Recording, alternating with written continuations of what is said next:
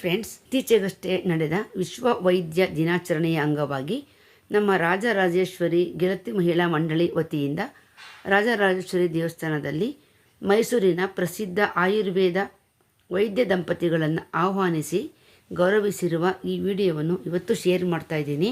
ಇವತ್ತಿನ ವಿಡಿಯೋ ಅತ್ಯಂತ ಉಪಯುಕ್ತ ಅಂತಲೇ ಹೇಳ್ಬೋದು. ಇಲ್ಲಿ ಆಗಮಿಸಿರುವ ವೈದ್ಯ ದಂಪತಿಗಳು ಸಹ ಅನೇಕ ಸಕಾರಾತ್ಮಕ ವಿಚಾರಗಳನ್ನು ನಮಗೆ ಮನನ ಮಾಡಿದ್ದಾರೆ.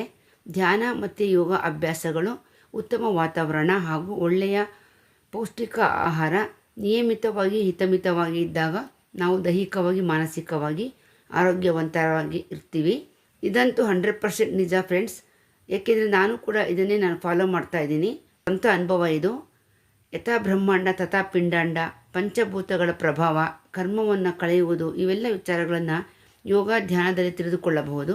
ಶಿಸ್ತುಬದ್ಧ ಜೀವನ ಕ್ರಮದಿಂದ ನಾವು ಆಸ್ಪತ್ರೆಗಳಿಂದ ದೂರ ಇರಬಹುದು. ಸೊ ಈ ವಿಡಿಯೋವನ್ನು ಕೊನೆ ತನಕ ನೋಡಿ, ಇದರಲ್ಲಿರುವಂಥ ಅನೇಕ ಉಪಯುಕ್ತ ಮಾಹಿತಿಗಳನ್ನು ನೀವು ಕೂಡ ಪಡೆದುಕೊಳ್ಳಿ ಎಂದು ಕೇಳುತ್ತೇನೆ. Thank you.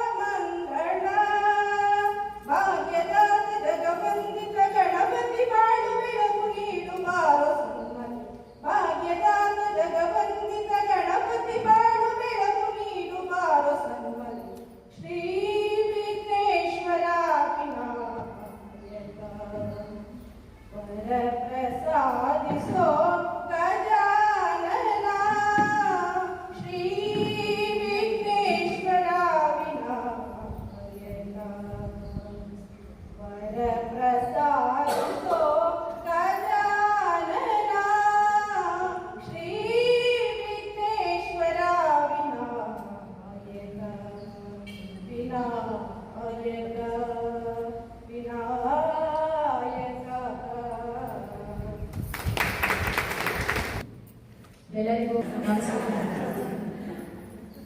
ಇವತ್ತಿನ ಕಾರ್ಯಕ್ರಮ ನಿಮ್ಗೆಲ್ಲರಿಗೂ ತಿಳಿದಿರೋ ಹಾಗೆ ನಾವು ವಿಶೇಷವಾಗಿ ಫಸ್ಟ್ ವೀಕಲ್ಲೇ ಮಾಡಬೇಕಾಗಿತ್ತು. ಆದರೆ ನಮ್ಮ ಮಹಿಳೆಯರಿಗೆಲ್ಲ ಅನುಕೂಲ ಆಗುವಂತಹ ಒಂದು ದಿನವನ್ನು ನೋಡಿ ಎಲ್ಲರೂ ಬರ್ಬೇಕಲ್ಲ, ಏನು ಕಾರ್ಯಕ್ರಮ ಮಾಡಿದ್ರು. ನಾವು 3 ವರ್ಷದಿಂದ ಪ್ರಯತ್ನ ಮಾಡ್ತಾ ಇದೀವಿ, ಈ ಸಲ ಕರಿಬೇಕು ಅಂತ. ಇಷ್ಟು ವರ್ಷ ಆದ್ರೂ ನಮ್ಗೆ ಆಗ್ಲಿಲ್ಲ. ಅದೇನೋ ನಮ್ಗೆ ಋಣಾನುಬಂಧ ಇಲ್ಲ ಅನ್ಸುತ್ತೆ. ಇವತ್ತು ನಿಜವಾಗ್ಲೂ ಆಯಾಚಿತವಾಗಿ ನಮ್ಮ ಅಧ್ಯಕ್ಷರು ಸಮ್ಮುಖದಲ್ಲೇ ಅದು ಆಗ್ಬೇಕು ಅಂತ ಇತ್ತು ಅನ್ಸುತ್ತೆ. ಹಾಗಾಗಿ ವಿಜಯ ಪಾಟೀಲ್ ಅವರಿಗೆ ನಾವು ತುಂಬಾ ಒತ್ತಾಯ ಮಾಡಿದೆ, ಈ ಸಲನಾದ್ರೂ ನೀವು ಬಿಡಬಾರ್ದು, ಕರ್ಕೊಂಡೇ ಬರ್ಬೇಕು ನಮ್ಮ ಮಹಿಳಾ ಮಂಡಳಿಗೆ ಅಂತ ಹೇಳ್ಬಿಟ್ಟು ಅವರು ಆಯ್ತು ಮೇಡಮ್, ಈ ಸಲ ನಾನು ಬಿಡೋದೇ ಇಲ್ಲ, ನಾನು ಖಂಡಿತವಾಗ್ಲೂ ನಾನು ಈ ಪ್ರಯತ್ನವನ್ನ ಮಾಡ್ತೀನಿ. ನಮ್ಮ ರಾಜರಾಜೇಶ್ವರಿ ಬಳಗಕ್ಕೆ, ನಮ್ಮ ಗೆಳತಿ ಬಳಗಕ್ಕೆ, ಈ ನಗರಕ್ಕೆ ಅವರು ಕಾಲಿಡಬೇಕು. ಯಾಕೆಂದ್ರೆ ಅವರು ಇಡೀ ಮೈಸೂರಲ್ಲಿ ದೇವತಾ ಮನುಷ್ಯರು ಅಂತ ಹೆಸರು ತಗೊಂಡಿರ್ತಕ್ಕಂತಹ ವೈದ್ಯರು. ಅಂತಹ ವೈದ್ಯರನ್ನ ನಾವು ಅವ್ರನ್ನ ಅವರ ಒಂದು ಕಾಲಿಟ್ರೆ ಇಲ್ಲಿ ನಮ್ಗೆ ಆರೋಗ್ಯ ಬರಬೇಕು ಎಲ್ರಿಗೂ. ಆತರ ನಾವು ಮನಸ್ಸಲ್ಲಿ ಇಟ್ಕೊಂಡು ಇವತ್ತು ಇನ್ವೈಟ್ ಮಾಡಿದ್ವಿ. ಅದಕ್ಕೆ ಇವತ್ತು ದಂಪತಿಗಳು ತುಂಬಾ ಸಂತೋಷದಿಂದ ನಮ್ಮ ಈ ಮಹಿಳಾ ಬಳಗಕ್ಕೆ ಬಂದಿದ್ದಾರೆ. ಅವರಿಬ್ಬರಿಗೂ ಕೂಡ ಹೃತ್ಪೂರ್ವಕವಾಗಿರತಕ್ಕಂತಹ ಸ್ವಾಗತವನ್ನ ಬಯಸ್ತಾ ಇದ್ದಾರೆ. ಕುಮಾರ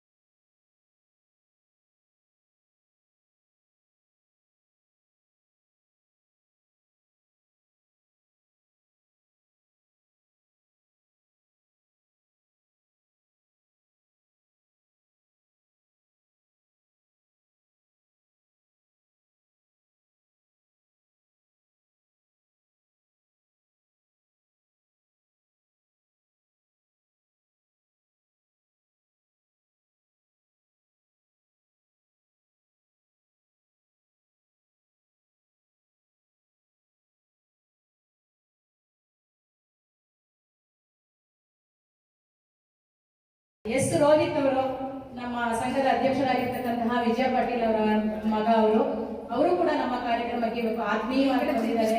ಅವರಿಗೆ ನಮ್ಮ ನಿಮ್ಮೆಲ್ಲರ ಪರವಾಗಿ ಪೂರ್ವಕವಾದ ಸ್ವಾಗತವನ್ನು ಬಯಸ್ತಾ ಇದ್ದೇವೆ. ಹಾಗೂ ನಮ್ಮ ಗೆಳತಿ ಮಹಿಳಾ ಮಂಡಳಿಯ ಎಲ್ಲ ಪದಾಧಿಕಾರಿಗಳು ಹಾಗೂ ನಮ್ಮ ಎಲ್ಲ ಅಚ್ಚುಮೆಚ್ಚಿನ ಆತ್ಮೀಯ ಪ್ರೀತಿಯ ಗೆಳತಿಯರು ಎಲ್ಲರೂ ಕೂಡ ಇವತ್ತಿನ ಸಮಾರಂಭಕ್ಕೆ ಸ್ವಾಗತವನ್ನು ಬಯಸ್ತಾ ನನ್ನ ಸ್ವಾಗತ ಭಾಷಣವನ್ನು ಮಾಡ್ತಾ ಇದ್ದೇನೆ. ಎಲ್ಲರಿಗೂ ನಮಸ್ಕಾರ ಹಾಗೂ ವೈದ್ಯ ದಿನಾಚರಣೆ ಭಾಷಣ. ವೈದ್ಯೋ ನಾರಾಯಣೋ ಹರಿ, ಇದು ವೇದವಾಕ್ಯ. ಆದ್ರೆ ನಾ ಸ್ವಲ್ಪ ಬದಲಾಯಿಸೋಣ ಅಂತ ಅನ್ಕೊಂಡಿದ್ದೀನಿ. ಇವತ್ತು ಈ ದಂಪತಿಯರ ಕುಟುಂಬವನ್ನ ನೋಡಿದಾಗ ನನಗೆ ಹಿರಿಯರು ಅದಕ್ಕೆ ಅಪಚಾರ ಆದ್ರೂ ಸ್ವಲ್ಪ ಬದಲಾಯಿಸುವಂತಹ ಮನಸ್ಸು ಮಾಡಿದ್ದೇನೆ. ವೈದ್ಯೋ ನಾರಾಯಣೋ ಹರಿಹಿ ಅನ್ನೋದು ವೈದ್ಯೋ ಲಕ್ಷ್ಮೀ ನಾರಾಯಣೋ ಹರಿಹಿ, ವೈದ್ಯೋ ಲಕ್ಷ್ಮೀ ನಾರಾಯಣೋ ಸಕುಟುಂಬೋ ಹರಿ. ಯಾಕಂದ್ರೆ ಅವರ ಸುಪುತ್ರವು ವೈದ್ಯರು. ಇದು ಸೌಭಾಗ್ಯ. ಈ ಸೌಭಾಗ್ಯ ಎಲ್ಲರಿಗೂ ಸಿಗಲ್ಲ. ವೈದ್ಯರಾಗೋದು ಮಹಾ ಕಷ್ಟದ ಸಮಾಚಾರ. ಅದಕ್ಕೊಂದು ಡಿಟರ್ಮಿನೇಷನ್ ಬೇಕು, ಅದಕ್ಕೊಂದು ತಪಸ್ಸು. ನಾನು ಅನ್ಕೊಂಡಿರೋದು ಹಾಗೇನೆ, ವೈದ್ಯರಾಗಬೇಕಾದ್ರೆ ತಪಸ್ಸು. ಯಾಕೆಂದ್ರೆ ನನ್ನ ಮಗಳು ಅಳಿಯ ಇಬ್ರು ವೈದ್ಯರು. ಅವರು ಬಹುಶಃ PUC ನಲ್ಲಿ ಕನಸ್ಕೊಂಡು ಸ್ಟಾರ್ಟ್ ಮಾಡಿದ್ದಕ್ಕೆ ಅವರ 36ನೇ ವಯಸ್ಸಿನಲ್ಲಿ ವೈದ್ಯರಾಗಿ ಸಂಪೂರ್ಣವಾಗಿ ತಮ್ಮ ವಿದ್ಯಾಭ್ಯಾಸ ಮುಗಿಸಿದ್ದಾರೆ. ಆಮೇಲೆ ಅದು ನಿರಂತರವಾದಂತಹ ಅಭ್ಯಾಸ. ಇವತ್ತೇ ಮುಗಿದೋಯ್ತಲ್ಲ. ಶಿಕ್ಷಕರಾದವರಿಗೆ, ಲಾಯರ್ ಆದವರಿಗೆ, ವೈದ್ಯರಾದವರಿಗೆ ಕಲಿಯೋದಿಕ್ಕೆ ಆದಿಯೂ ಇಲ್ಲ, ಬಹುಶಃ ಅಂತ್ಯನೂ ಇಲ್ಲ. ದಿನವೂ ಸಹ ಅದರ ಬಗ್ಗೆ ಅವರು ಅಧ್ಯಯನ ಮಾಡ್ತಾನೆ ಇರಬೇಕು, ಹೊಸದಾಗಿ ಸಂಶೋಧನೆಯನ್ನ ಕೈಗೊಳ್ತಾನೆ ಇರಬೇಕು. ಅಂತಹ ಇಬ್ಬರು ಅಪರೂಪದ ದಂಪತಿಗಳು, ಜೊತೆಗೆ ಒಬ್ಬ ಆದರ್ಶ ವೈದ್ಯರಾಗುವಂತಹ ಕನಸನ್ನು ಕಂಡಂತಹ ಮತ್ತೊಬ್ಬ ಹಿರಿಯ ವೈದ್ಯರು ನಮ್ಮ ಜೊತೆಗಿದ್ದಾರೆ. ಇದು ನಿಜವಾಗ್ಲೂ ನಮ್ಮ ಸೌಭಾಗ್ಯ ಅಂತ ನಾನು ಅನ್ಕೊಳ್ತೀನಿ. ಅವರ ಪರಿಚಯವನ್ನು ಮಾಡುವಂತಹ ಸೌಭಾಗ್ಯವನ್ನ ಮೇಡಮ್ ನನಗೆ ಒದಗಿಸಿಕೊಟ್ಟಿದ್ದಾರೆ. ಅವ್ರು ಏನ್ ಕೊಟ್ಟಿದ್ದಾರೆ ಅದನ್ನ ನಾನು ಮುಂದೆ ಓದೋದಕ್ಕೆ ಇಷ್ಟಪಡ್ತೀನಿ. ಮೈಸೂರಿನ ನಿವೃತ್ತ DAO ಆದಂತಹ ಡಾಕ್ಟರ್ ನಾಗೇಶ್ ಕೆ ಪಾಟೀಲ್ ಅವರು 1957ರಲ್ಲಿ ಚಿಕ್ಕೋಡಿಯಲ್ಲಿ ನೀಲನಗೌಡ ಲಿಂಗಗೌಡ ಪಾಟೀಲ್ ಮತ್ತು ಸುಮಂಗಲಾರವರ ಸುಪುತ್ರರಾಗಿ ಜನಿಸಿರುತ್ತಾರೆ. ಪತ್ನಿ ಶ್ರೀಮತಿ ಮಧುಮತಿ ಪಾಟೀಲ್, ಪುತ್ರ ಡಾಕ್ಟರ್ ಎಸ್ ತೇಜಸ್. ಆಯುರ್ವೇದ ವೈದ್ಯಕೀಯ ಪದ್ಧತಿಯಲ್ಲಿ ಸ್ನಾತಕೋತ್ತರ ಪದವಿಯನ್ನು, ಯೋಗಿಕ್ ಸೈನ್ಸ್ನಲ್ಲಿ ಡಿಪ್ಲೊಮಾ ಪದವಿಯನ್ನು ಉನ್ನತ ದರ್ಜೆಯಲ್ಲಿ ಗಳಿಸಿ ತಮ್ಮ ವೃತ್ತಿ ಜೀವನವನ್ನು ಹೆಗ್ಗದ್ದೆ, ಅರಸೀಕೆರೆ, ಹೆಮ್ಮರಗಾಲ, ಉತ್ತನಹಳ್ಳಿ, ದೇವರಾಪುರದಲ್ಲಿ ಪೂರೈಸಿ 2011ರಿಂದ 2015ರವರೆಗೆ ಮೈಸೂರಿನ DAO ಆಗಿ ಸೇವೆ ಸಲ್ಲಿಸಿರುತ್ತಾರೆ. ಶ್ರೀಯುತರಿಗೆ ಅವರ ಜನಮೆಚ್ಚಿದ ಸೇವೆಗೆ ಮೆಚ್ಚಿ ಡಾಕ್ಟರ್ ದೇವರಾಜ ಅರಸು ಮಹಾನ್ ಶ್ರೀರತ್ನ, ಕನ್ನಡ ರಾಜ್ಯೋತ್ಸವ ಪ್ರಶಸ್ತಿ, ಕಾಯಕ ಸೇವಾ ಧುರೀಣ ಪ್ರಶಸ್ತಿ ಪ್ರದಾನಗೊಂಡಿದೆ. ಪ್ರಸ್ತುತ ಶ್ರೀ ತ್ರಿನೇತ್ರ ಅಂತಾರಾಷ್ಟ್ರೀಯ ಯೋಗಿಕ್ ಸ್ಟಡೀಸ್ ನಲ್ಲಿ ಹಠಯೋಗ ಹಾಗೂ ಪತಂಜಲಿ ಯೋಗ ಸೂತ್ರಗಳನ್ನು ಅವರು ಕಲಿಸುತ್ತಿದ್ದಾರೆ. ಎಲ್ಲಕ್ಕಿಂತ ಮುಖ್ಯವಾಗಿ ತಮ್ಮ ಶ್ರೀರಕ್ಷಾ ಆಯುರ್ವೇದ ಸೆಂಟರ್ನಲ್ಲಿ ವೈದ್ಯ ಸೇವೆಯನ್ನು ಸಮಾಜ ಸೇವೆಯಾಗಿ ನಿರ್ವಹಿಸುತ್ತಾ ನಡೆದಾಡುವ ದೇವರೆಂದೇ ಗೌರವಿಸಲ್ಪಟ್ಟಿದ್ದಾರೆ.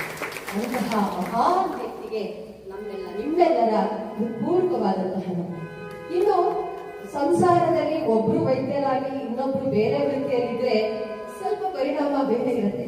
ಆದ್ರೆ ಇವರ ಕುಟುಂಬದಲ್ಲಿ ಹಾಗಿಲ್ಲ. 2 ಜೋಡಿ ಎತ್ತುಗಳಂತೆ ಅವರು ಈ ಸಮಾಜ ಸೇವೆಯಾಗೆ ಹೆಗಲಾಗಿ ನಿಂತಿದ್ದಾರೆ. ಅವರ ಪತ್ನಿಯಾದಂತಹ ಡಾಕ್ಟರ್ ಮಧುಮತಿ ಪಾಟೀಲ್ ಅವರು ತಮ್ಮ ಆಯುರ್ವೇದ ಶಿಕ್ಷಣವನ್ನು ಪಡೆದಿರುತ್ತಾರೆ. ಖಾಸಗಿ ವೃತ್ತಿ ಜೀವನವನ್ನು ಹುಣಸೂರಿನ ಹಂಸಬಾವಿಯಲ್ಲಿ ಪ್ರಾರಂಭಿಸಿ ನಂತರ 1987ರಲ್ಲಿ ವೈದ್ಯಾಧಿಕಾರಿಯಾಗಿ ನೇಮಕಗೊಂಡಿರುತ್ತಾರೆ. ಸಕಲೇಶಪುರ, ಅರಸೀಕೆರೆ, ನಂಜನಗೂಡು ತಾಲೂಕುಗಳಲ್ಲಿ ವೃತ್ತಿಯನ್ನ ನಿರ್ವಹಿಸಿ ಸರ್ಕಾರಿ ಆಯುರ್ವೇದ ಕಾಲೇಜಿನ ಹಿರಿಯ ವೈದ್ಯರಾಗಿ ಉನ್ನತ ಸೇವೆಯನ್ನು ಸಲ್ಲಿಸಿರುತ್ತಾರೆ. ಸೇವಾವಧಿಯಲ್ಲಿ ಕಾಯಕ ಚಿಕಿತ್ಸೆ ಸ್ನಾತಕೋತ್ತರ ಪದವಿಯನ್ನು ಗಳಿಸಿ ನಂತರ RMO ಆಗಿ ನೇಮಕರಾಗಿ ನಿವೃತ್ತಿ ಹೊಂದಿರುತ್ತಾರೆ.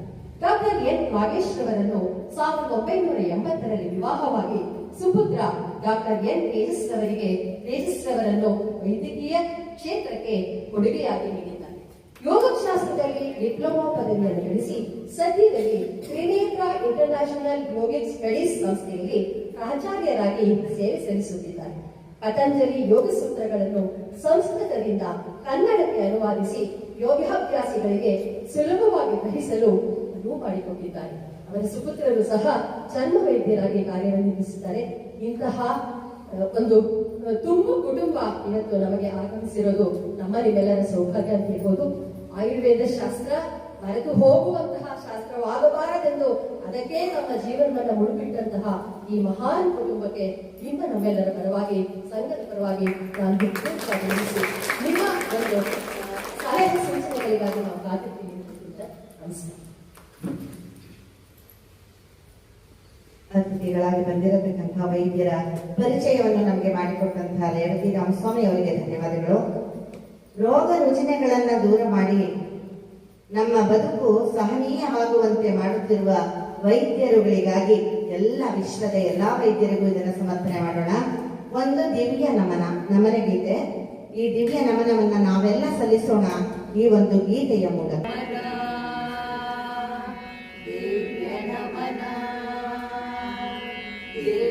ನಮನವು ನಿಮಗೆ ಇಹದ ಧನ್ವಂತರಿಗೆ, ದೇಯ ನಮನವು ನಿಮಗೆ ಇಹದ ಧನ್ವಂತರಿಗೆ, ದೇವ ಮಾನವರಂತೆ ನಿಮ್ಮ ಕುಲಕ್ಕೆ ಲೋಕರುಣಿಯಾಗಿಹುದು ತಲೆಬಾಗಿ ಮಣಿದಿಹುದು, ಲೋಕರುಣಿಯಾಗಿಹುದು ತಲೆಬಾಗಿ ಮಣಿದಿಹುದು, ಬದುಕು ಕಾಯುವ ಪುಣ್ಯ ವೈದ್ಯ ಕಾಯಕಗೆ, ಬದುಕು ಕಾಯುವ ಪುಣ್ಯ ವೈದ್ಯ ಕಾಯಕಗೆ, ವೈದ್ಯ ಕಾಯಕಗೆ. ದಿವ್ಯ ನಮನ, ದಿವ್ಯ ನಮನ, ದಿವ್ಯ ನಮನ. ಅಡಿಯಿಂದ ಮುಡಿವರೆಗೂ ಕಣ್ಣಾಗಿ ಕಿವಿಯಾಗಿ ಮಗುತನಕ್ಕೆ ಮುದಿತನಕ್ಕೆ ಭಾವದೊಳ್ಮನಕ್ಕೆ, ಮಗುತನಕ್ಕೆ ಮುದಿತನಕ್ಕೆ ಭಾವದೊಳ್ಮನಕ್ಕೆ, ಬಡವ ಬಲ್ಲಿದರೆಂಬ ಭೇದವಿರಸದ ಕರೆಗೆ ಸಂಯಮದಿ ಸೆಣಸುವಿರಿ ವೃತ್ತಿರಣಕ್ಕೆ, ಸಂಯಮದಿ ಸೆಣಸುವಿರಿ ವೃತ್ತಿರಣಕ್ಕೆ. ದಿವ್ಯ ನಮನ, ದಿವ್ಯ ನಮನ, ದಿವ್ಯ ನಮನ. ಸಂಕಟದ ಸಮಯದಲ್ಲಿ ಹಗಲಿರುಳು ಶ್ರಮಿಸುವಿರಿ, ಧನ್ಯತೆಯ ಸೋಜಿಗವು ನಿಮ್ಮ ಬಗೆಗೆ, ಧನ್ಯತೆಯ ಸೋಜಿಗವು ನಿಮ್ಮ ಬಗೆಗೆ. ನಮ್ಮ ಜೀವಕ್ಕೆ ದುಡಿವ ವ್ರತನಿರತ ಸಂತರಿಗೆ ಬೇಡುವೆವು ದೇವರಲ್ಲಿ ಕ್ಷೇಮ ಪ್ರತಿಗಳಿಗೆ, ಬೇಡುವೆವು ದೇವರಲ್ಲಿ ಕ್ಷೇಮ ಪ್ರತಿಗಳಿಗೆ. ದಿವ್ಯ ನಮನ, ದಿವ್ಯ ನಮನ, ದಿವ್ಯ ನಮನ. ಗೌರವದ ಅರಿವೆಯಲ್ಲಿ ಬದ್ಧತೆಯ ಅರಿವಿನಲ್ಲಿ ನಿಸ್ವಾರ್ಥ ನಗುಮೊಗದ ಸೇವೆಯಲ್ಲಿ, ನಿಸ್ವಾರ್ಥ ನಗುಮೊಗದ ಸೇವೆಯಲ್ಲಿ ಮರೆಯದೆಯ ತೊರೆಯದೆಯ ಆತ್ಮಸಾಕ್ಷಿಯ ನಿಂದು ಭವರೋಗ ಹರನಾಗಿ ಕ್ಷೇತ್ರದಲ್ಲಿ, ಭವರೋಗ ಹರನಾಗಿ ಕ್ಷೇತ್ರದಲ್ಲಿ. ದಿವ್ಯ ನಮನ, ದಿವ್ಯ ನಮನ, ದಿವ್ಯ ನಮನ. ಇಹದ ಧನ್ವಂತರಿಗೆ ದಿವ್ಯ ನಮನ, ಇಹದ ಧನ್ವಂತರಿಗೆ ದಿವ್ಯ ನಮನ, ಇಹದ ಧನ್ವಂತರಿಗೆ ದಿವ್ಯ ನಮನ. ವೈದ್ಯೋ ನಾರಾಯಣೋ ಹರಿಃ, ವೈದ್ಯೋ ನಾರಾಯಣೋ ಹರಿಃ, ವೈದ್ಯೋ ನಾರಾಯಣೋ ಹರಿಃ, ವೈದ್ಯೋ ನಾರಾಯಣೋ ಹರಿಃ.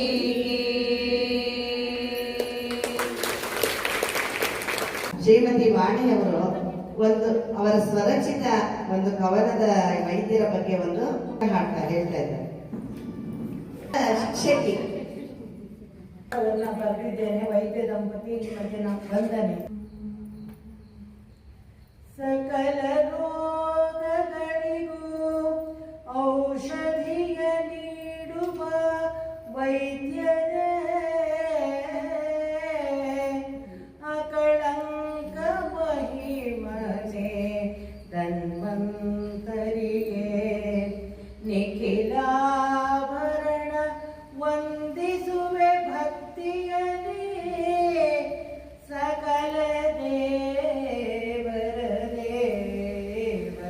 ಧನ್ವಂತರಿ ಭವರೋಗ ವೈದ್ಯ ಶಿವನಂತಿರುವ ವೈದ್ಯರೇ ನವ ಚೈತನ್ಯವ ತುಂಬಿ ಜೀವ ಉಳಿಸುವಿರೇ ಪವಮಾನ ಸಂಜೀವಿನಿಯ ತಂದು ಬದುಕಿಸಿದಂತೆ ತವ ನಾಮ ನಾರಾಯಣ ಧನ್ವಂತರಿ. ಇವತ್ತು ಮೇಡಮ್ ವೈದ್ಯರಾಗಿ ಅವರು ಬಂದಿರೋದ್ರಿಂದ ಅವರು ಒಂದು ಪದ್ಯ, ಇದು ಶಾರದಾಂಬೆ ನನ್ನ ಮುಖ್ಯ ಅಂಕಿತ ನಾಮ. ಸೇವೆಯಲ್ಲಿ ಹಗಲಿರುಳು ಕಾಣುವಿರಿ ವೈದ್ಯರೇ, ತನು ಮನವ ಸಂತೈಸುತ್ತ ಶ್ರಮಿಸುವಿರೈ, ತನು ಮನವ ಸಂತೈಸುತ್ತ ಶ್ರಮಿಸುವಿರೈ, ಕಾರ್ಯವೆಸಗುತಿಗ ಸಹೃದಯರು ನೀಗಳು, ಮನದುಂಬಿ ನಮಿಸುವೆನು ಮನದುಂಬಿ ನಮಿಸುವೆನು ಮನದುಂಬಿ ನಮಿಸುವೆನು ಶಾರದಾಂಬೆ ಶಾರದಾಂಬೆ. ಪುಸ್ತಕಗಳ ಮೂಲಕ ವೈದ್ಯರಿಗೆ ನಮನ ಸಲ್ಲಿಸಿದ್ದಾರೆ. ವಾಣಿ ಮೇಡಮ್ ಅವರಿಗೆ ಧನ್ಯವಾದ. ಈಗ ನಡೆದಾಡುವ ದೇವರು ಎಂದೇ ಖ್ಯಾತರಾಗಿರುವ ಡಾಕ್ಟರ್ ನಾಗೇಶ್ ಅವರು ಒಂದೆರಡು ಮಾತುಗಳನ್ನು ನಮಗೆ ಹೇಳಬೇಕು ಅಂತ ಕೇಳ್ಕೊಳ್ತೀನಿ. ಗೆಳತಿ ಮಹಿಳಾ ಮಂಡಳಿ, ರಾಜರಾಜೇಶ್ವರಿ ನಗರ, ಮೈಸೂರು. ಇಂದು ವಿಶ್ವ ವೈದ್ಯರ ದಿನಾಚರಣೆಯನ್ನು ಬಹಳ ಭಾವಪೂರ್ವಕವಾಗಿ ಹಾಗೂ ಒಂದು ಗೌರವವಾಗಿ ಆಚರಿಸ್ತಾ ಇರೋದನ್ನು ನಾವಿವತ್ತು ಕಂಡ್ವಿ. ಇಲ್ಲಿ ನಾವಿಲ್ಲಿ ವಿಶ್ವ ವೈದ್ಯರ ದಿನಾಚರಣೆಗಾಗಿ ಬಂದಿದ್ದೀವಿ. ಎಲ್ಲ ವೈದ್ಯರನ್ನು ನಾವಿಲ್ಲಿ ರೆಪ್ರೆಸೆಂಟ್ ಮಾಡಿ ನಿಮ್ಮ ಪ್ರೀತಿಗಳನ್ನು ಅವ್ರಿಗೂ ಸಹ ಹಂಚ್ತೀವಿ. ಈ ವೈದ್ಯರ ಆಚರಣೆಗಳನ್ನು ಇಂದು ವಿಶೇಷವಾಗಿ ನೀವು ಮನದಟ್ಟು ಮಾಡಿಕೊಂಡು ಡಾಕ್ಟರ್ಗಳು ಹಿಂಗೆ ಕೆಲಸ ಮಾಡ್ತಾ ಇದ್ದಾರೆ, ಹಿಂಗೆ ಒಂದು ಭಾವನೆಗಳಿದೆ, ಅವರ ಜೀವನ ಏನು ಅನ್ನೋದ್ರ ಬಗ್ಗೆ ಒಂದು ಸ್ವಲ್ಪ ಮಟ್ಟಿಗೆ ಒಂದು 5 ರಿಂದ 10 ನಿಮಿಷ ಯೋಚನೆ ಮಾಡಲಿಕ್ಕೆ ಈ ದಿನಾಚರಣೆಯನ್ನು ಮಾಡಿರ್ತಾರೆ. ವೈದ್ಯರು ಅಂದಾಗ ರೋಗಿಗಳಿಗೆ ವೈದ್ಯರಾಗಿರ್ತಾರೆ. ಆ ರೋಗಿಗಳು ನಮ್ಮ ಒಂದು ಹೇಳಿಕೆಗೆ ಸ್ಪಂದಿಸಿದಾಗ ಅವರು ಅಷ್ಟೇ ಮುಖ್ಯರಾಗಿರ್ತಾರೆ. ಸೊ ಇಂಥ ಒಂದು ಬಾಂಧವ್ಯ ವೈದ್ಯರು ಮತ್ತು ರೋಗಿಗಳ ಮಧ್ಯೆ ಇಲ್ಲಿರುತ್ತೆ. ಇಂದು ಅದನ್ನು ನೆನಪು ಮಾಡಿಕೊಂಡು ಅದರ ಒಂದು ಪೂಜ್ಯ ಭಾವನೆಯೊಂದಿಗೆ ಈ ದಿನದ ಆಚರಣೆ ನಾವೆಲ್ಲ ಮಾಡಿದ್ದೀರಾ. ಇದಕ್ಕೆ ನಾನು ಹಾಗೂ ನಮ್ಮ ಪತ್ನಿಯವರು ಸೇರೋದಿದ್ದೀವಿ. ಸೊ ಈ ಗೆಳೆದ ಮಂಡಳಿಯಲ್ಲಿ ವಿಶೇಷವೇನೆಂದರೆ ಅಧ್ಯಕ್ಷರು ಸಹ ವಿಜಯ ಆಗಿದ್ದಾರೆ, ಗೌರವ ಅಧ್ಯಕ್ಷರು ಸಹ ವಿಜಯವಾಗಿದ್ದಾರೆ. ಸೊ ನಿಮಗೆ ದೇವರು ಯಾವಾಗಲೂ ವಿಜಯವನ್ನು ಕಾಣಿಸ್ತೀನಿ ಅಂತ ಹೇಳಿ ಕನಸ್ತೀನಿ ಅಂತ ಹೇಳಿ ನನ್ನ ಒಂದು ಆಸೆ ದೇವರಲ್ಲಿ ಕೇಳ್ಕೊತೇನೆ. ಇನ್ನು ನಮ್ಮಲ್ಲಿ ಏನಾದರೂ ಕೇಳಬೇಕಂತಿದ್ರೆ ತಾವು ದಯವಿಟ್ಟು ಕೇಳಿ. ಯಾಕೆಂದರೆ ನಂದು ಹೇಳ್ತಾ ಹೋಗೋದ್ರಲ್ಲಿ ಅರ್ಥ ಇಲ್ಲ. ಗೊತ್ತಿದೆಯಾ, ಪ್ರಥಮವಾಗಿ ನಾನು ತಿಳ್ಕೊಬೇಕಾಗುತ್ತೆ. ಏನಿಲ್ಲ, ನಿಮ್ಮ ಮನೆಯಲ್ಲಿ ಒಂದು ನೀರಿನ ಸರಬರಾಜು ಒಂದು ವ್ಯವಸ್ಥೆ ಇದೆ. ನಲ್ಲಿ ಅಡುಗೆ ಮನೆಯಲ್ಲಿ ಇರುತ್ತೆ, ಬಚ್ಚಲ ಮನೆಯಲ್ಲಿ ಇರುತ್ತೆ, ಎಲ್ಲ ಕಡೆನೂ ಒಂದೊಂದು ನಲ್ಲಿ ಇರ್ತವೆ. ಎಲ್ಲ ನಲ್ಲಿಗಳು ಬರ್ತಾ ಇರುತ್ತೆ. ಯಾವುದೋ ಒಂದು ನಲ್ಲಿ ಹೋಗಿ ಕಸ ಸೇರ್ಕೊಂಡ್ಬಿಟ್ರೆ ಅಲ್ಲಿಂದ ಮುಂದೆ ರಕ್ತ ಬರೋದು. ಹಾಗೆ ಹೃದಯಕ್ಕೆ ಬೇರೆ ತರಹ ರಕ್ತ ಸಪ್ಲೈ ಆಗುವಂತ ಒಂದು ಸಿಸ್ಟಮ್ ಇದೆ. ಆ ಹೃದಯಕ್ಕೆ ಸಪ್ಲೈ ಆಗುವ ಸಿಸ್ಟಮ್ ಅಲ್ಲಿ ಏನಾದರೂ ರಕ್ತದ ಕಣಗಳು ಹೆಪ್ಪುಗಟ್ಟುವಿಕೆ ಅಥವಾ ಗಾಳಿ ಅಥವಾ ಕೊಬ್ಬು ಇಂಥವುಗಳು ಹೋಗಿ ಎಲ್ಲಾದರೂ ಸೇರ್ಕೊಂಡ್ರೆ ಅಲ್ಲಿಂದ ಮುಂದಿನ ಭಾಗಕ್ಕೆ ಯಾವಾಗ ರಕ್ತ ಆಡಲ್ಲ ಅವಾಗ ಹೃದಯ ತನ್ನ ಕೆಲಸ ನಿಲ್ಲಿಸುತ್ತೆ. ಅದಕ್ಕೆ ಕಾರ್ಡಿಯಾಕ್ ಅರೆಸ್ಟ್ ಅಂತ ಅಂತೀವಿ. ಹಿಂದಿನ ಕಾಲದಲ್ಲಿ ಇದು ಬಹಳ ವಿರಳವಾಗಿತ್ತು. ಯಾಕಂದ್ರೆ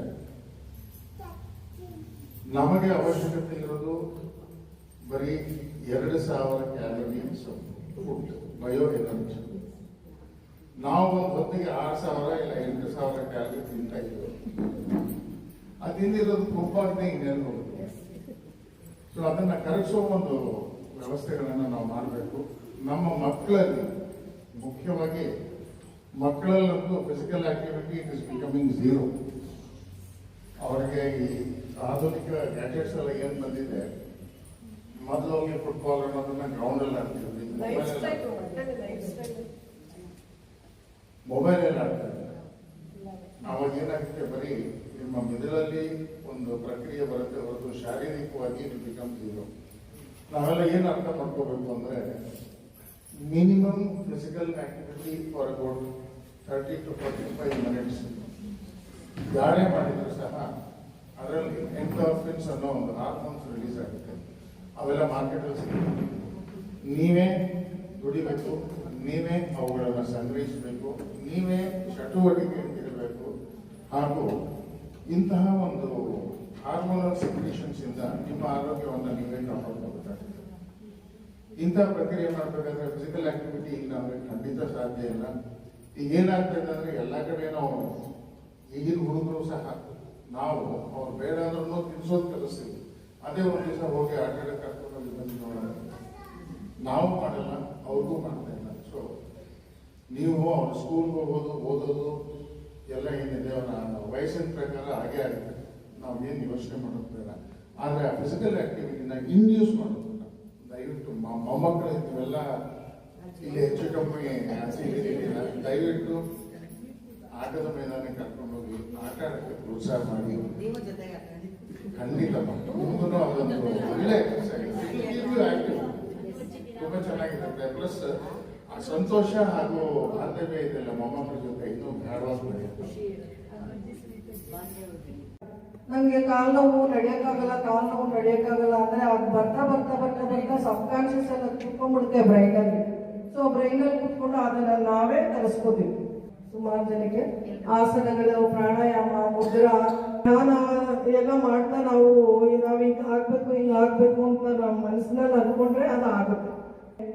ಮೋರ್ ದನ್ 50% ಕಾಯಿಲೆಗಳು ನಾವು ನೀವು ಅದನ್ನ ಮಾಡಿದಾಗೆ ಅದು ಅನುಭವ ಆಗುತ್ತೆ. ನಾವು ಬರೀ ಬಾಯಲ್ಲಿ ಹೇಳ್ತಾ ಇದ್ದೀನಿ ಅಂತಲ್ಲ, ಇದು ನನ್ನ ಸ್ವಂತ ಅನುಭವದಿಂದಲೇ ಹೇಳ್ತಾ ಇರೋದು. ನಾನು ಯಾರ್ಯಾರಿಗೆ ಟೀಚ್ ಮಾಡಿದ್ವಿ, ಈಗಾಗಲೇ 3-4 ಬ್ಯಾಚಸ್ ಆಯಿತು ಇದು ಯೋಗದು. ಅವ್ರಿಗೆಲ್ಲ ನಾನು ಹೇಳ್ತಾ ಬಂದಿದ್ದೆ, ಪ್ರತಿ ದಿವಸ ಇದನ್ನು ಮಾಡಲೇಬೇಕು ಅಂತ ಹೇಳಿ. ಅದರಲ್ಲಿ ನಮ್ಮ ದೇಹನ 5 ರೀತಿಲಿ ಶುದ್ಧಿ ಮಾಡ್ತಾರೆ. ಸೊ ನಿಮಗೆಲ್ಲ ಗೊತ್ತಿರಬೇಕು, ಟಾಕ್ಸಿನ್ಸ್ ನಮ್ಮ ದೇಹದಲ್ಲಿ ಏನು ಟಾಕ್ಸಿನ್ಸ್ ಉತ್ಪತ್ತಿ ಆಗುತ್ತೋ ಅದರಿಂದನೇ ಕಾಯಿಲೆಗಳು ಬರುವಂಥದ್ದು. ಊಟ ಬಲ್ಲವನಿಗೆ ರೋಗವಿಲ್ಲ ಅನ್ನೋ ನಾಣ್ಣುಡಿ ಕೇಳಿದ್ದೀರಾ? ಸೊ ಯಾರು ಊಟನ ಕರೆಕ್ಟಾಗಿ ಎಷ್ಟು ಮಾಡಬೇಕೋ ಅಷ್ಟು ಟೈಮ್ ಸರಿಯಾಗಿ, ಯಾವ ಋತುಗಳಲ್ಲಿ ಯಾವ ಇದರಲ್ಲಿ ಯಾವ ರೀತಿ ಊಟ ಮಾಡಬೇಕು ಅದನ್ನು ತಿಳ್ಕೊಂಡ್ರೆ ಅವ್ರಿಗೆ ಕಾಯಿಲೆ ಬರೋದಿಲ್ಲ. ನಾವು ತಿಂದಂಥ ಆಹಾರ ಸರಿಯಾಗಿ ಜೀರ್ಣ ಆಗಲಿಲ್ಲ ಅಂದರೆ ಅದನ್ನ ಅನ್ಡೈಜೆಸ್ಟೆಡ್ ಪಾರ್ಟಿಕಲ್ಸ್ ಅಂತ ಅವ್ರು ಹೇಳ್ತಾರೆ. ಆಯುರ್ವೇದದಲ್ಲಿ ಆಮ ಅಂತ ಹೇಳ್ತಾರೆ. ಆಮದಿಂದ ಉತ್ಪನ್ನ ಆಗಿರುವಂತಹ ಸ್ಥಿತಿನೇ ಕಾಯಿಲೆ, ರೋಗ. ಅದಕ್ಕೆ ಇನ್ನೊಂದು ಹೆಸರು ಆಮಯ ಅಂತ. ಸೊ ಈ ಟಾಕ್ಸಿನ್ಸ್ ನಮ್ಮ ದೇಹದಲ್ಲಿ ಉತ್ಪನ್ನ ಆಗಿ ಅವು ಎಲ್ಲೆಲ್ಲಿ ಇರುತ್ತೋ ಅಲ್ಲೆಲ್ಲ ಆ ಕಾಯಿಲೆಗಳು ಬರುತ್ತೆ. ಅಂದ್ರೆ ಹೊಟ್ಟೆನಲ್ಲಿ ಇದ್ದಾಗ ಹೊಟ್ಟೆಗೆ ಸಂಬಂಧಪಟ್ಟಂತ ಕಾಯಿಲೆಗಳು ಬರುತ್ತೆ. ಎಲ್ಲೆಲ್ಲಿ ಈ ಟಾಕ್ಸಿನ್ಸ್ ಅಂದ್ರೆ ಆಮ ಇರುತ್ತೋ ಅದೇ. ಸೊ ಪಂಚಕರ್ಮ ಅಂದ್ರೆ ಅದನ್ನ ಶುದ್ಧಿ ಮಾಡುವಂಥದ್ದು. ಇದನ್ನು ಆಯುರ್ವೇದದಲ್ಲಿ ಪಂಚಕರ್ಮದಲ್ಲಿ ವಮನ, ವಿರೇಚನ, ಬಸ್ತಿ, ನಸ್ಯ ಇವೆಲ್ಲ. ಅಂದ್ರೆ ಬಸ್ತಿ ಅಂದ್ರೆ ಎಣಿಮ ಕೊಡುವಂಥದ್ದು. ಅಲ್ಲಿ ಲಾರ್ಜ್ ಇಂಟೆಸ್ಟೈನಲ್ಲಿ ಕೆಳಗಡೆ ಅಂದ್ರೆ ಈ ಆಮವಾತ ಅಂದ್ರೆ ಆರ್ಥ್ರೈಟಿಸ್ ಅದೆಲ್ಲ ಆಗುತ್ತೆ ನೋಡಿ, ಅದು ಮತ್ತೆ ಈ ಮಂಡಿ ನೋವು ಅದೆಲ್ಲ ಬರುತ್ತಲ್ಲ, ಅದು ಎಲ್ಲದಕ್ಕೂ ಬಸ್ತಿ ಮತ್ತೆ ಈ ಪ್ಯಾರಾಲಿಸಿಸ್, ಒಟ್ಟು ವಾತಕ್ಕೆ ಸಂಬಂಧಪಟ್ಟಿದ್ದಂತಹ ಕಾಯಿಲೆಗಳಿಗೆಲ್ಲ ಎನಿಮಾ ಅಂತ ಕೊಡ್ತಾರೆ, ಕೆಲವೊಂದು ಔಷಧಿಗಳಿಂದ ಎನಿಮಾ ಅಂತ ಕೊಡ್ತಾರೆ. ಅದಕ್ಕೆ ಆಯುರ್ವೇದದಲ್ಲಿ ಬಸ್ತಿ ಅಂತ ಹೇಳ್ತಾರೆ. ಸೊ ಅದನ್ನ ಕೊಡೋದ್ರಿಂದ ಅಲ್ಲಿ ಶೋಧನ ಕರ್ಮ ಆಗುತ್ತೆ. ಸೊ ಇನ್ನೊಂದು ರಕ್ತ ಮೋಕ್ಷಣ ಅಂತ ನೀವು ಕೇಳಿರ್ಬೋದು. ಜಿಗಣೆ ಕಚ್ಸೋದು ಅಂತ ಹೇಳ್ತಾರೆ. ಕೆಲವೊಂದು ಜಿಗಣೆ ಲೀಚಸ್. ಸೊ ರಕ್ತ ಮೋಕ್ಷಣ ಅಂದ್ರೆ ಯಾವ್ಯಾವ ಪಾರ್ಟಲ್ಲಿ ನಿಮ್ಗೆ ತೊಂದರೆಗಳಾಗಿದೆಯೋ, ಸ್ಕಿನ್ದು ಗಾಯಗಳು, ಕೆಲವೊಂದು ವಾಸನೆ ಆಗಲ್ಲ, ರಕ್ತ ಸಂಚಾರ ಸರಿಯಾಗ್ತೀರ, ಅಲ್ಲಿ ವೆರಿಕೋಸ್ ವೇನ್ ಆಗಿರೋದು ಇವೆಲ್ಲ ಇರ್ತವೆ. ಈ ತರ ತೊಂದರೆ ಇದ್ದಾಗ ಈ ಲೀಚಸ್ ಅನ್ನೋದು ಆಯುರ್ವೇದದಲ್ಲಿ ಅವಾಗಲೇ ಕಂಡುಕೊಂಡಿದ್ದು. ಸೊ ಅದನ್ನ ಕಚ್ಚಿಸ್ಬಿಟ್ಟು ಅಲ್ಲಿರುವಂತ ರಕ್ತನ ಅದು ಕುಡ್ಕೊಳ್ಳುತ್ತೆ, ತೆಗೆದ್ಬಿಡುತ್ತೆ. ಅದನ್ನ ಇಷ್ಟಿಟ್ ಸಿಟ್ಟಿಂಗ್ಸ್ ಅಂತ ಮಾಡ್ತಾರೆ. ವಾರಕ್ಕೆ ಮೊದಲು 2-3 ಡೇಸ್ ಮಾಡ್ತಾರೆ, ಆಮೇಲೆ ವಾರಕ್ಕೊಂದ್ಸಲ ಬನ್ನಿ ಅಂತ ಹೇಳ್ತಾರೆ. ಅದು ಅವರವರ ಸ್ಥಿತಿನ ನೋಡಿಕೊಂಡು ಡಾಕ್ಟರ್ಸ್ ಅದನ್ನ ಡಿಸೈಡ್ ಮಾಡಿ ಅದನ್ನ ಮಾಡಿ ಎಷ್ಟೋ ಜನಕ್ಕೆ ಅದೆಲ್ಲ ವಾಸ ಆಗಿದೆ.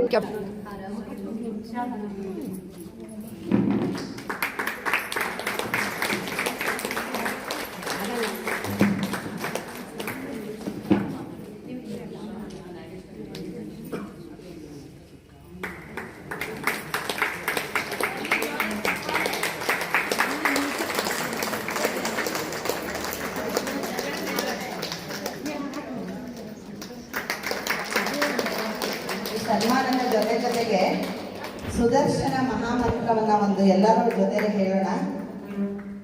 ಓಂ ನಮೋ ಭಗವತೆ ಮಹಾಸುದರ್ಶನಾಯ. ವಾಸುದೇವಾಯ ಧನ್ವಂತರಯೇ ಅಮೃತ ಕಲಶ ಹಸ್ತಾಯ ಸರ್ವಭಯ ವಿನಾಶಾಯ ಸರ್ವರೋಗ ನಿವಾರಣಾಯ ತ್ರೈಲೋಕ್ಯಪತಯೇ ತ್ರೈಲೋಕ್ಯ ನಿಧಯೇ ಶ್ರೀ ಮಹಾವಿಷ್ಣು ಸ್ವರೂಪ ಶ್ರೀ ಧನ್ವಂತರಿ ಸ್ವರೂಪ ಶ್ರೀ ಶ್ರೀ ಶ್ರೀ ಔಷಧ ಚಕ್ರ ನಾರಾಯಣ ಸ್ವಾಹ ನಾರಾಯಣ ಸ್ವಾಹ ವೈದ್ಯೋ ನಾರಾಯಣೋ ಹರಿ ವೈದ್ಯೋ ನಾರಾಯಣೋ ಹರಿ ವೈದ್ಯೋ ನಾರಾಯಣೋ ಹರಿ.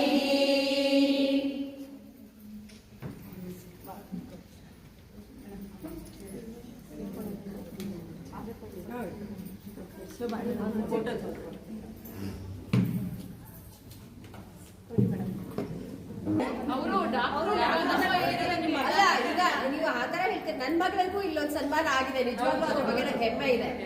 ಈಗ ವೈದ್ಯ ವೃತ್ತಿ ತಗೊಳ್ಳೋರೇ ಕಡಿಮೆ, ತಗೊಂಡವ್ರು ನಿಜವಾಗ್ಲೂ ಅವರು ಹರಿಸ್ವರೂಪರೇ ಅವರು ನಿಜವಾಗ್ಲೂ.